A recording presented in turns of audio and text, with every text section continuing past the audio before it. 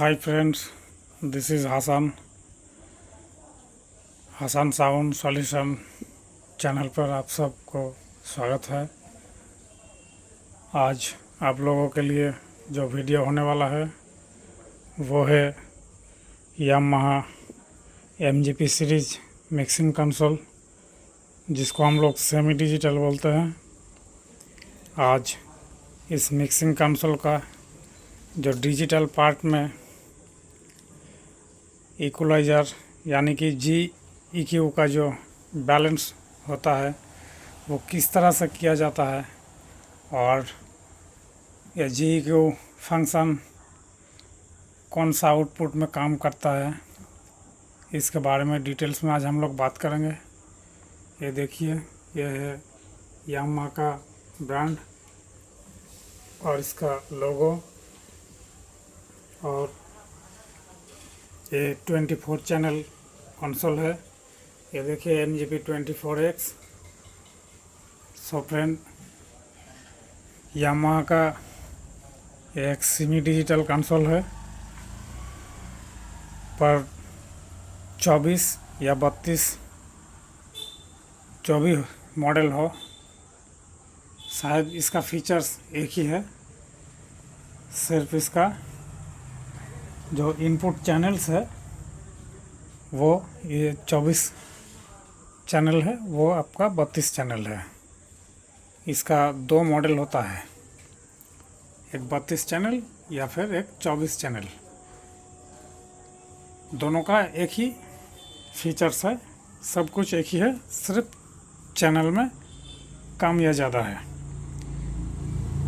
तो आइए हम लोग अब इसका GEQ किस तरह से सेटिंग होता है वो हम आपको दिखा रहे हैं। उससे पहले मेरे चैनल को लाइक, शेयर और सब्सक्राइब ज़रूर कीजिए, और हो सके तो बेल आइकन बटन को प्रेस कीजिए ताकि मेरा हर वीडियो आप तक पहले पहुंच सके, आपको नोटिफिकेशन मिले।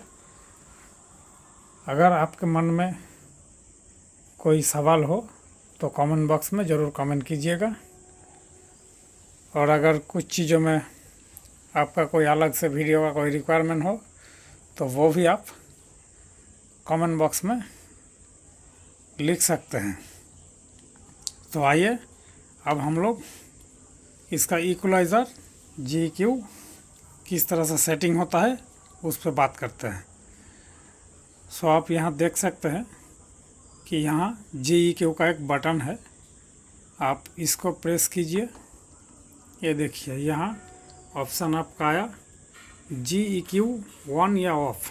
अगर आपको ऑफ़ करना है तो इस बटन से आप उसको देखिए, इसको घुमाइए लेफ़्ट साइड पर तो ये ऑफ़ हो जाएगा, यानी कि यहाँ का जो EQ सेक्शन है वो आपका कोई काम नहीं करेगा। अगर इसको लेना है तो इसको राइट साइड घुमाइए, ऑन कीजिए। तो पहले मेरा काम GEQ को ऑन कर लेना है। उसके बाद अब नीचे की ओर देखिए, तो इसमें आपको लिखा है कि टाइप, यानी कि आप किस टाइप का इसको ग्राफ बनाना चाहते हैं। तो टाइप का यहाँ देखिए 14 बैंड GEQ, यानी कि यहाँ दोनों आपको फीचर्स मिलता है। देखिए, इसको नीचे लाइए तो यहाँ एक 14 बैंड का होगा और एक फ्लेक्सी जो आपका 9 बैंड EQ होगा। तो आप दोनों में से कौन सा चाहते हैं? अगर आपको फ्लेक्सी 9 चाहिए तो वहाँ पर लाइए और इसको क्लिक कीजिए। दूसरी बार देखिए, रिस्टोर करने के लिए फिर बटन दबाने को बोल रहा है, तो फिर इसको इस तरह से फिर नीचे की ओर खींचिएगा। तो अब इसका जो GEQ है वो आपका फ्लेक्सी जो 9 GEQ है, यानी कि 9 बैंड इसमें इक्वलाइज़र बैलेंस करने को आपको मिलेगा। ये आपका 9 बैंड हो चुका है। अब नीचे और एक ऑप्शन है कि LR लिंक। अगर आपको लेफ़्ट राइट लिंक करना है तो इसको ऑन कीजिए, अगर नहीं करना है तो इसको ऑफ कीजिए। तो इस तरह से ऑफ के बटन और यहाँ आके क्लिक कर दीजिए। तो इसको अगर आपको लेफ़्ट राइट दोनों में ही असाइन करना है, यानी कि लिंक करना है आउटपुट, तो आप इसको ऑन कर दीजिए। जैसे ही आप ऑन करेंगे इसको, फिर दोबारा इसको प्रेस कीजिए, ये देखिए ये आपका ऑन हो चुका है। अब यहाँ जो टाइप मैंने सिलेक्ट किया वो है 9 बैंड। अब हम इसको फिर दोबारा 14 बैंड करेंगे। तो यहाँ देखिए इसको घुमाने से आपका ऑप्शन चेंज होता है। तो यहाँ से आप जो राइट साइड का प्रीसेट है इस VC को घुमा के 14 बैंड पर चला गया हम फिर वापस। और अब इसको हम एंटर करेंगे, दूसरी बार एंटर करेंगे, ये कंफर्म हो चुका है कि 14 बैंड। अब इस तरह से GEQ को 1 ऑफ और इसका टाइप चेंज और इसको मोनो या स्टीरियो LR लिंक करना, ये फंक्शन है इस जगह पे। अब दोबारा फिर हम इसको प्रेस करेंगे। देखिए हो सके तो एक हाथ में कैमरा पकड़ना पड़ता है, इसलिए शायद थोड़ा दिक्कत होता है, पर जितना हो सके कोशिश कर रहा हूँ आप लोग को बारीकी से समझाने की, और शायद आपको दिखाई दे रहा ठीक से, तो हम वो भी कोशिश करते हैं आपको दिखाने की। तो आइए फिर इसको GEQ को बटन को प्रेस करेंगे हम। ये देखिए प्रेस किया, यहाँ लिखा हुआ है यूज़र प्रीसेट 8, यानी कि 8 नंबर। यहाँ देखिए अब इसको घुमाएंगे हम, देखिए ये user preset 8, user preset 7, 6, 5, 4, 3, 2, then 1, यानी कि 1 से लेके आपको 8 तक, 1 से 8 तक आप इसमें स्टोर कर सकते हैं। मान लीजिए कि हमको एक नंबर में, देखिए यूज़र प्रीसेट 1, यानी कि हमको प्रीसेट 1 में GEQ का कुछ छेड़खानी करना है। तो वो कैसे, कम या ज़्यादा कैसे करूँ मैं? तो फिर इसको प्रेस करूँगा मैं। ये देखिए ये इसका पहले से मेरा एक ग्राफ बना हुआ था, तो वो आ गया। अब इसको हम लोग कट या बूस्ट कैसे करेंगे वो आपको हम अभी दिखाने वाले हैं।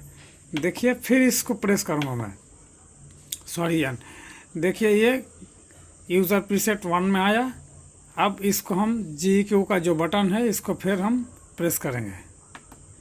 ये देखिए अब इस जगह पे आके इसको हम कम या ज़्यादा, देखिए इस बटन के ज़रिए, ये देखिए 40 हर्ट्ज़, 63 हर्ट्ज़, देखिए जैसे जैसे हम VC को घुमाएंगे वैसे वैसे वहाँ देखिए चेंजेस प्रीसेट में चला जाएगा। देखिए अब 100 हर्ट्ज़, और ये आ गया आपका 160 हर्ट्ज़, ये 250, ये 400, ये देखिए 630, ये आपका 1 किलो, ये आपका 160, ये 250, ये 4 किलो, 4, ये देखिए 6.30। इस तरह से ये आपका प्रीसेट जिस डीबी में आपको काम करना है, जिस फ्रीक्वेंसी में, अब उस जगह मानिए कि हमको 40 हर्ट्ज से कुछ बूस्ट या कट करना है, तो यहाँ आके हम ये देखिए आप कि 40 हर्ट्ज में हम रखा है इसको। अब इस VC के ज़रिए, राइट साइड के VC के ज़रिए इसको हम देखिए जैसे ही घुमा रहे हैं लेफ़्ट राइट साइड को, ये बढ़ता जा रहा है, यानी कि ऊपर की ओर जा रहा है, यानी कि बढ़ता जा रहा है। ये देखिए लेफ़्ट साइड घुमाएंगे, अब ये माइनस हो रहा है। सो इस तरह से अब किसी भी फ्रीक्वेंसी को कट या बूस्ट कर लीजिए। अब करने के बाद फिर हम इसको प्रेस करेंगे। इसको फिर हमने प्रेस किया, इसको फिर से हमने प्रेस किया, तो इस टाइप का फिर वापस मेरा जो स्टार्टिंग फंक्शन है वहीं पे आ चुका है। यानी कि यहाँ आपको फिर पूछा जा रहा है कि GEQ 1 करना है या आपको रखना है या स्टीरियो में LR लिंक करना है या नहीं है, तो हमको GEQ1 रखना है, 14 बैंड में ही रखना है। LR लिंक करना है तो हमने इसको ऑन कर लिया। अब फिर हम इसको प्रेस करेंगे तो फिर ये यूज़र प्रीसेट 1 में आ जाएगा, यानी कि रेडी हो चुका है। अब इसको स्टोर करने के लिए इस बटन को नीचे की ओर खींच के पकड़ेंगे। उसके बाद इस ऑप्शन आ जाएगा प्रोग्राम स्टोर, कैंसिल या ओके। अगर कैंसिल करना है तो लेफ्ट साइड का बटन को प्रेस कीजिए। अगर इसको स्टोर में लेना है, आपको स्टोर रखना है, तो आप इसको राइट साइड को प्रेस कीजिए। जैसे ही आप प्रेस कर देंगे तो देखिए अब इसमें से होम बटन से हम बाहर चला जाएंगे, निकल जाएंगे यहाँ से। ये देखिए वो जो हमारा ग्राफिक्स हमने बनाया वो यहाँ रेडी हो चुका है। यानी कि इस तरह से इक्वलाइज़र का बैलेंस हो चुका है प्रीसेट। अब इसको फिर दूसरा किसी नंबर पे हमको सिलेक्ट करना है, तो फिर हम GEQ को प्रेस करेंगे और इस तरह से फिर फंक्शन आएगा। पहले वाला जो मेरा सेटिंग है, अब राइट साइड लेफ्ट साइड का VC को मैंने घुमा कर मान लीजिए कि हमको नंबर ऑफ 5 में कुछ करना है, तो यहाँ देखिए ब्लैंक है। अब 5 में हमको प्रीसेट बनाना है, यूज़र प्रीसेट 5 नंबर पे, तो इसको फिर हम दबाएंगे GEQ को। और ये देखिए वो चैनल स्ट्रिपर, ये देखिए जो एरे का दाग आपको दिखाई दे रहा है, ये फ्रीक्वेंसी 14वां EQ का जो फेदर है, मान लीजिए उस पोजीशन से ये दौड़ रहा है। अब यहाँ से मान लीजिए हमको कुछ घटाना है या बढ़ाना है, यानी कि अपने हिसाब में हमको प्रीसेट बनाना है। तो देखिए ये मैंने हाई को ऊपर किया, अब दूसरे वाले को ये देखिए माइनस ले आया। अब देखिए तीसरे वाले इसको भी हमने -dB पे रखा, इसको 4 ऊपर।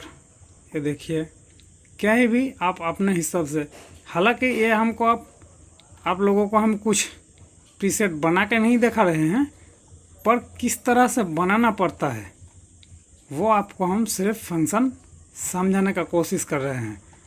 अब जो फ्रीक्वेंसी के साथ छेड़खानी करना है वो आपका जो सेटअप है उस हिसाब से आपको बनाना पड़ता है प्रीसेट।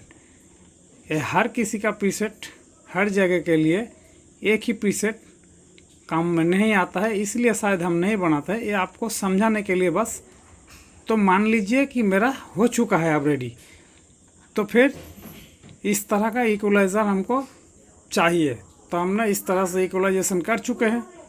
अब इसको हम GEQ को फिर से प्रेस करने वाले हैं। देखिए इसको जैसे ही प्रेस करेंगे, ये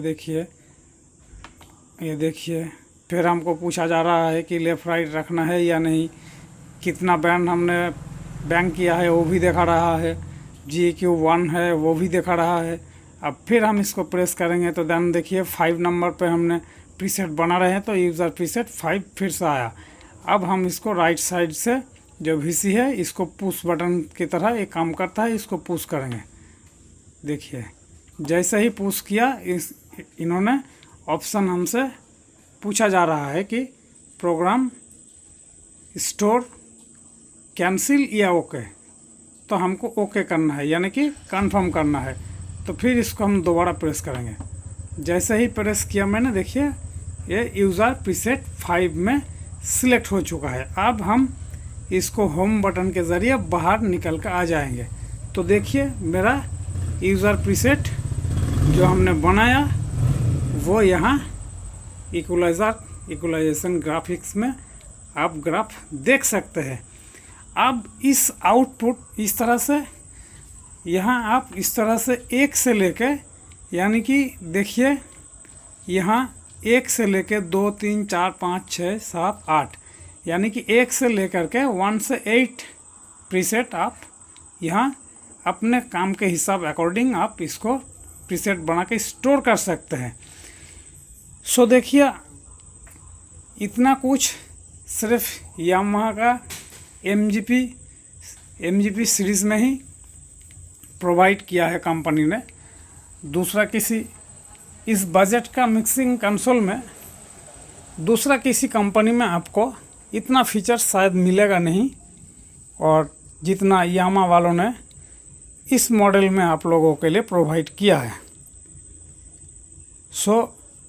ये आपका हुआ स्टोर के हिसाब, किस तरह से आप इसको बैलेंस करेंगे, किस तरह से इसको प्रीसेट बनाने के बाद स्टोर करेंगे, शायद वो आपको मालूम पड़ गया होगा। इस वीडियो देखने से मालूम हो जाएगा आप लोगों को।